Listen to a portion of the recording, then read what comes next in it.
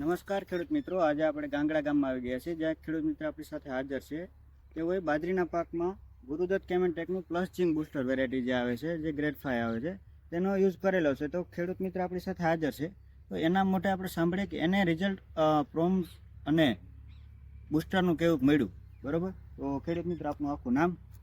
મારું નામ ગોહેલ ગંભીરસિંહ ભૂપતભાઈ ગાંગડા, ઉના તાલુકાના ગીર સોમનાથ જિલ્લો.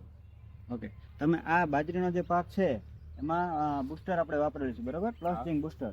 હવે આ વાપરવા પછી તમને શું ફાયદો જોવા મળ્યો એ ખેડૂત મિત્રોને જણાવો. પહેલાં તો વાત સાહેબ એ કરું ને કે આવો બાજરી હજી 3 હોતીની સર્વિસમાં હું ખેતી કરું તેની મેં હજી મારે હજી સુધીમાં આવી થઈ કોઈ દી નથી.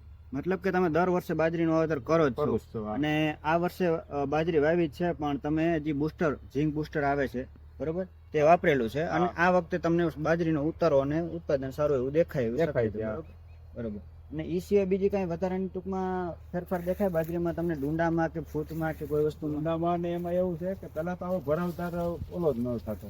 ઓકે, આપણે પછી આવો ભરાવદાર દાણો નહીં, પછી હાવ એવું થાય ને તો થોડીક અમારે જમીનની સિંચાળ કે ભૂરી જમીન, એમાં કાંઈ બીજું થાય નહીં, તોય પણ આવો સારામાં સારો બાજરો છે દેખાય.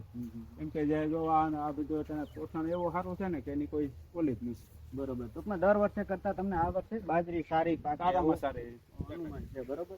અને આ સિવાય તમે બીજા શેમાં વાપરેલું છે? મેં ઘઉંમાં વાપરેલું છે, પછી આપણે બકાલું આવે ને ગવાર, એમાં પણ વાપરેલું છે. મારે 5 વીઘાના ગવાર હતા, એમાંથી મારે 53,000 રૂપિયાનો મુનાફો છે.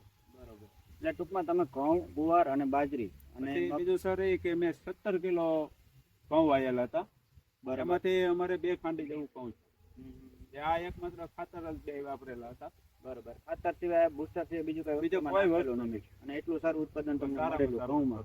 બરોબર. તો ઘઉં, ગુવાર અને બાજરી આ બધી વસ્તુમાં તમે બધામાં વાપરેલું છે, અને બધામાં રિઝલ્ટ સારું મળ્યું છે, બરોબર.